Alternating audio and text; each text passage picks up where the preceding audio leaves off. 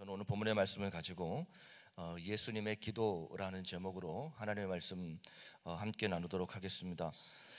예수님께서 십자가의 죽음을 하루 앞두시고 제자들과 함께 마지막 시간을 보내셨죠. 마지막 시간을 보내시면서 제자들과 함께 최후의 만찬을 하시고 또 제자들의 발을 씻으셨습니다.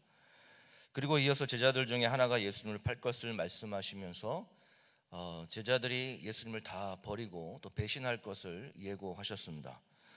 그런 말씀을 들은 제자들은 충격에 빠지고 또 근심할 수밖에 없었습니다. 왜냐하면 모든 정황상 예수님께서 마치 어디론가 제자들을 두고 떠나실 것처럼, 마치 예수님께서 죽으러 가시는 것처럼 말씀을 하셨기 때문에 제자들의 입장에서는 3년 동안 생업을 포기하고 예수님을 따랐기 때문에 앞으로 어떻게 해야 될지 근심이 찾아올 수밖에 없었죠.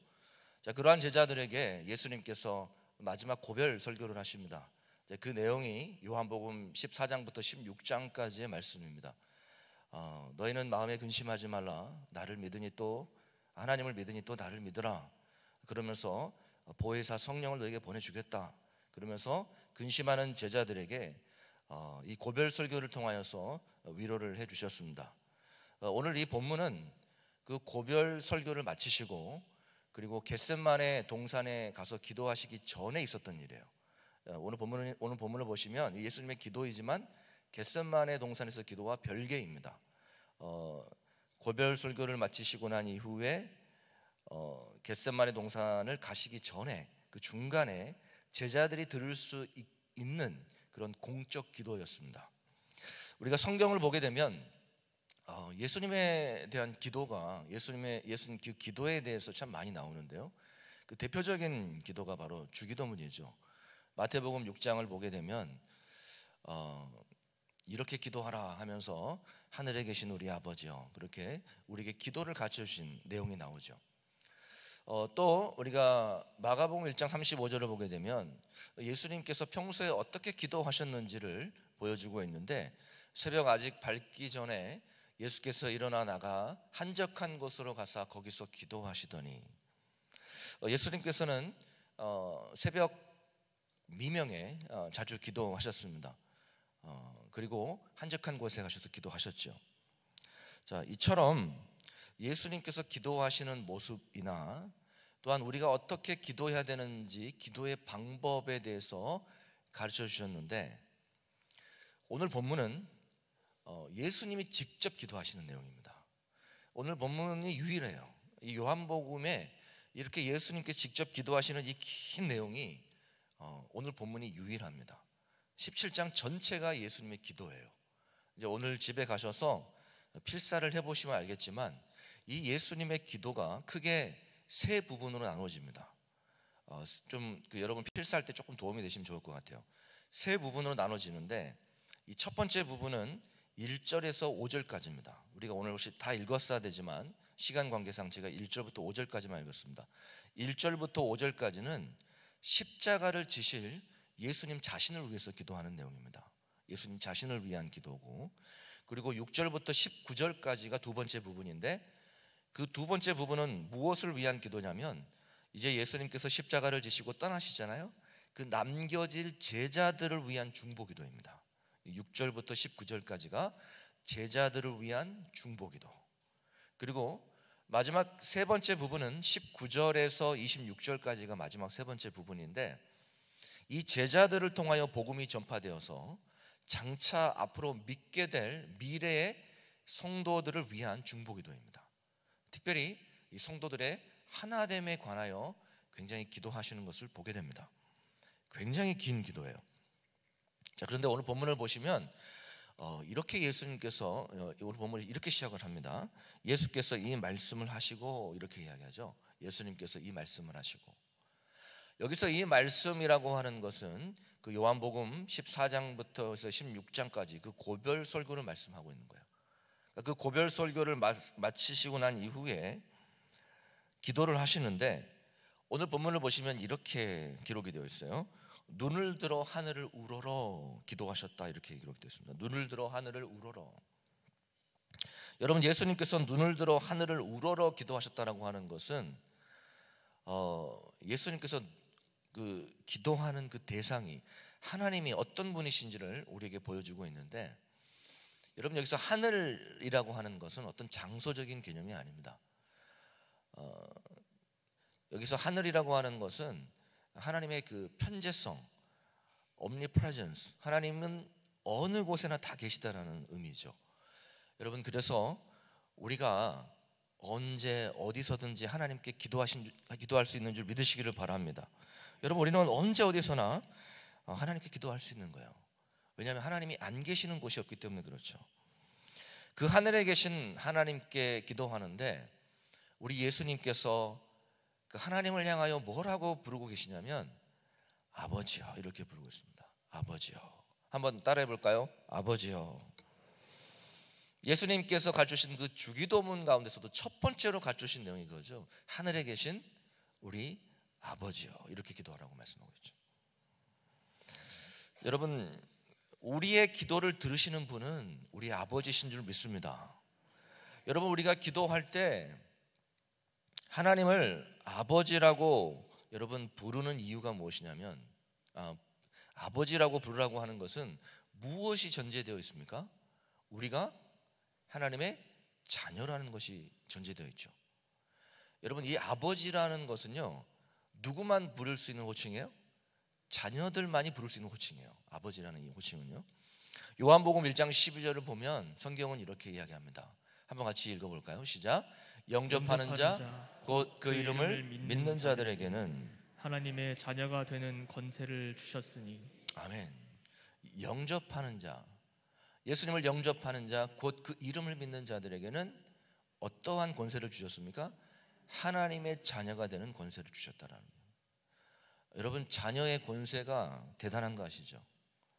자녀를 키워보신 분들이나 또 지금 자녀를 키우고 계신 분들은 아마 잘 아실 거예요. 이 자녀의 권세가 얼마나 대단한지. 뭐 맡겨놓은 것도 없으면서 맨날 달라 그래요. 이게 자녀의 권세죠. 요즘에 우리 다일이가 기도를 얼마나 잘하는지 모릅니다. 그런데 그 기도의 내용을 보면 늘 간구하는 것 중에 하나가 뭐냐면, 오늘도 키즈 카페 가게 해달라고 그렇게 매일 간구합니다. 얼마나 간구를 많이 하는지. 지난주에 제가 진짜 바빴거든요. 그런데 그 바쁜 가운데서도 너무 간절하게 간구를 해서 제가 지난주에만 2번을 갔습니다. 퇴근 후에요. 오늘 본문을 보시면 예수님께서 하나님을 아버지라고 부르고 계시는데요, 오늘 한번 필사를 하시면서 한번 카운트를 해보십시오. 이 아버지라는 단어가 몇 번이 나오냐면, 저는 미리 필사를 다 해봤거든요. 다 세봤는데 35번이 나옵니다. 이 17장 가운데 아버지여라는, 이 아버지라는 단어가 35번 나와요. 그러니까 예수님과 하나님과의 관계가 얼마나 친밀했는지를 보여주는 장면이죠. 하나님은 정말 저 멀리 우주에 계신 분이 아니라 우리와 함께 하시는 아버지이심을 믿으시기를 바랍니다. 예수님께서 하나님 아버지께 기도하시는데 이렇게 기도해요. 1절을 보면 때가 이르렀사오니 아들을 영화롭게 하사 아들로 아버지를 영화롭게 하게 하옵소서, 이렇게 기도하죠. 여기서 때가 이르렀다라고 하는 것은 어떤 때를 말할까요? 그렇죠, 십자가에서 죽으실 때를 말하는 것이죠. 십자가를 지실 때를 말하는 것이죠. 다시 말씀드리면 하나님의 뜻을 이루실 때죠. 하나님의 뜻을 이루실 때. 여러분, 그런데 그 십자가에서 죽으심이 하나님께 영광이 된다는 거예요. 오늘 그 기도 가운데 내용을 자세히 보면요, 예수님이 십자가를 지시고 그 십자가에서 고통을 당하시고 그 십자가에서 피 흘려 물과 피를 다 쏟아 죽으심이 하나님께 영광이 된다는 거예요. 여러분, 영화롭게라는 단어가 헬라어로 독사라는 단어예요. 그 독사, 발음이 똑같아요. 근데 그게 glory, 영광이라는 단어거든요. 그러니까 예수님이 그 십자가에서 죽으심이 하나님께는 뭐가 돼요? 영광이 된다는 거예요. 여러분, 우리가 하나님께 영광을 돌립니다라는 표현을 참 많이 쓰잖아요. 모든 영광 하나님께 돌립니다. 여러분, 하나님께 영광을 돌린다는 것이 뭘까요? 여러분, 그 시상식 때 보면 그 트로피를 들고 우리 시상자들이 이러잖아요. 이 모든 영광 하나님께 올려드립니다. 여러분, 이렇게 하면 이게 하나님께 영광을 돌리는 것입니까? 물론 그것이 하나님께 영광이 될 수도 있겠죠. 여러분, 그런데 한번 생각해 보세요. 내가 정말 열심히 했는데 상을 못 받았어요. 그럼 그건 하나님의 영광이 안 되는 겁니까? 여러분, 예수님에게 있어서 하나님께 영광을 돌리는 일은 한번 깊이 생각해 보세요. 하나님의 뜻을 이루어 드리는 거였습니다. 근데 그 하나님의 뜻이 뭡니까? 십자가의 죽음이에요. 죽음. 그 십자가의 죽음이 하나님께 영광이 된다는 거예요. 여러분, 우리가 기도할 때 하나님의 뜻을 이루기를 원합니다. 하나님의 뜻이 무엇입니까? 기도하잖아요. 우리가 입술로 고백하는데 실제로 우리의 삶을 보면은요, 하나님의 뜻이 아니에요. 먼저 내 뜻이 먼저예요. 하나님의 뜻을 구한다고 하면서도 사실 우리가 기도의 내용을 보게 되면 내 뜻을 구할 때가 얼마나 많습니까? 얼마나 주시옵소서를 많이 하는지 모릅니다. 물론 구하는 기도가 잘못된 게 아니에요. 구하라고 말씀하셨기 때문에 우리는 무엇이든지 구할 수 있습니다. 구해야 하죠. 그러나 우리가 오늘 예수님의 기도의 모습을 통해서, 기도의 내용을 통해서 우리가 배울 수 있는 것은 무엇이냐면, 먼저 내 뜻을 내려놓고 하나님의 뜻을 구하라는 것입니다. 내가 원하는 것이 아니라 먼저 하나님이 원하시는 것이 무엇인지를 기도하라는 것입니다. 여러분, 한번 잘 생각해 보세요. 우리가 하나님께 영광 돌립니다라는 표현을 곰곰이 생각해 보면요, 참 그 일이 대부분 어떤 상황에 그런 표현을 쓰냐면, 어떤 일이 잘 됐을 때, 그렇죠? 형통할 때, 뭐 시상식에서 상을 받았거나 좋은 일이 있을 때, 그때 하나님께 영광을 돌린다라고 이야기하죠. 그럼 반대로 생각해 보세요. 내 생각대로 일이 안 되거나 내 계획대로 일이 안 되면 그건 하나님께 영광이 안 되는 일입니까? 여러분, 우리가 곰곰이 생각해 보면 내 뜻을 하나님의 뜻을 내가 맞춰야 되는데 내 뜻을 하나님 끌어서 맞추려고 할 때가 많은 거예요. 여러분, 우리의 뜻과 하나님의 뜻이 다를 때가 많아요. 내 계획과 하나님의 계획이 다를 때가 많아요. 제가 자주 말씀드리지만, 여러분, 요한복음 11장에 보면 베다니에 그 나사로가 죽을 병에 걸리게 되잖아요. 그래서 마리아와 마르다가 예수님께 사람을 보내가지고 사랑하시는 자가 죽게 되었습니다, 병들어 죽게 되었습니다, 그렇게 예수님께 이야기하죠. 그때 예수님께서 뭐라고 이야기하시냐면, 요한복음 11장 4절 한번 보세요. 한번 같이 읽어보겠습니다. 시작. 예수께서 들으시고 이르시되 이 병은 죽을 병이 아니라 하나님의 영광을 위함이요 하나님의 아들이 이로 말미암아 영광을 받게 하려 함이라 하시더라. 아멘. 자, 보세요, 여러분. 이 병은 죽을 병이에요. 이 죽을 병이 뭐라는 거예요? 하나님의 영광을 위함이라는 거예요. 여러분, 어떻게 죽을 병에 걸렸는데 그게 하나님께 영광이 됩니까? 여러분, 어떻게 교통사고가 나가지고 불구가 됐는데 그게 하나님께 영광이 됩니까? 사업이 쫄딱 망했는데 그게 하나님께 영광이 됩니까? 자녀가 좋은 대학에 못 들어갔는데 그게 하나님께 영광이 됩니까? 여러분, 우리는 은연중에 내 뜻대로 되는 것이 하나님의 영광이라고 생각을 합니다. 여러분, 그러나 그렇지 않아요. 하나님의 영광은 뭐냐면 하나님의 뜻이 나를 통해서 이루어지는 것이 하나님께 영광이 되는 것입니다.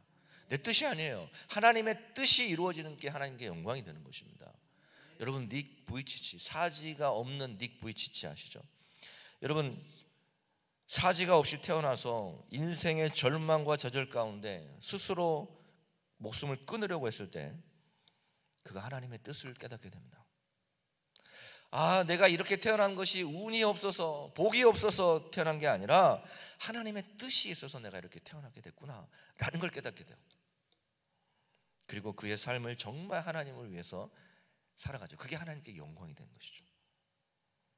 여러분, 가난해도 병들어도 여러분, 그것이 하나님께 영광이 될 수 있어요. 나를 향한 하나님의 뜻이 무엇인지 깨닫는다면 그것이 하나님께 영광이 된다는 것입니다. 여러분, 우리는 하나님의 영광하면 뭔가 대단한 걸 생각하는데 그렇지 않아요. 하나님의 영광은 하나님의 뜻이 온전하게 이루어지는 거예요. 그래서 우리가 어제 겟세마네 동산에서의 기도를 살펴보았지 않습니까? 예수님께서 그 겟세마네 동산에서 그 땀방울이 핏방울이 되도록 간절하게 기도하는 그 기도의 핵심의 내용이 뭡니까? 나의 뜻이 아니라 내 원대로 마옵시고 아버지의 원대로 되기를 원하나이다. 누가복음 22장 42절 한번 보세요. 함께 읽어보겠습니다. 시작. 이르시되 아버지여, 만일 아버지의 뜻이거든 이 잔을 내게서 옮기시옵소서. 그러나 내 원대로 마시옵고 아버지의 원대로 되기를 원하나이다 하시니, 예수님은 십자가를 앞에 두고 고민했습니다. 괴로우셨습니다. 그래서 할 수 있거든이 이 잔을, 이 십자가를 내게서 옮기시옵소서 기도했지만, 그러나 기도의 핵심은 뭐냐면, 그러나 나의 원대로 마옵시고 내 뜻대로 마옵시고 아버지의 뜻대로 되기를 원합니다. 무슨 말씀이냐면, 하나님께 영광을 돌린다는 말은 하나님의 뜻이 온전하게 이루어진다는 것입니다. 예수님은 십자가를 지심으로, 십자가에서 죽으심으로 하나님께 영광을 돌린 거였습니다. 여러분, 기도의 궁극적인 목적은 내 뜻이 아닙니다. 하나님의 뜻이 이루어지는 거예요. 하나님 아버지의 뜻을 이루는 것입니다.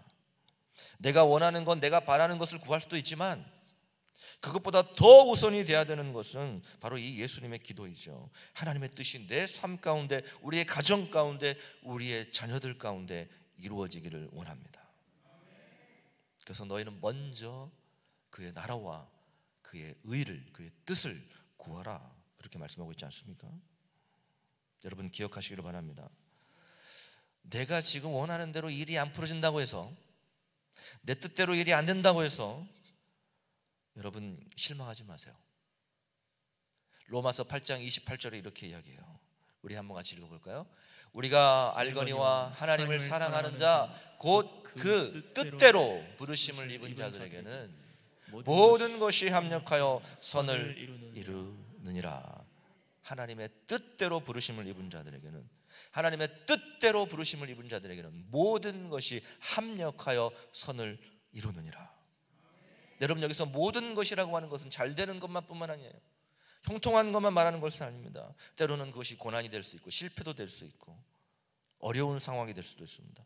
하나님이 이해가 되지 않은 상황일 수도 있어요. 그러나 하나님을 사랑하는 자 곧 그 뜻대로 부르심을 입은 자들에게는 그 모든 것, 실패와 좌절과 절망과 모든 것을 합력하여 선을 이루신다는 거예요. 그것이 하나님께 영광이 된다는 것입니다. 그렇게 믿는 사람은 일이 안 돼도 감사할 수 있는 거예요. 내 계획대로 안 돼도 감사할 수 있는 거예요. 내 뜻대로 안 돼도 감사하는 거예요. 사랑하는 여러분, 오늘 고난주간 특별 새벽기도의 첫째 날입니다. 오늘 이 새벽에 우리가 구해야 될 것 많이 있죠. 그런데 우리의 생각과 우리의 뜻을 다 내려놓고 나를 향한, 우리 자녀들을 향한, 또한 우리 교회를 향한 하나님의 뜻이 무엇인지를 깊이 깨닫고 하나님께 영광을 올려드리는 귀한 복된 시간이 되기를 주님의 이름으로 축복합니다.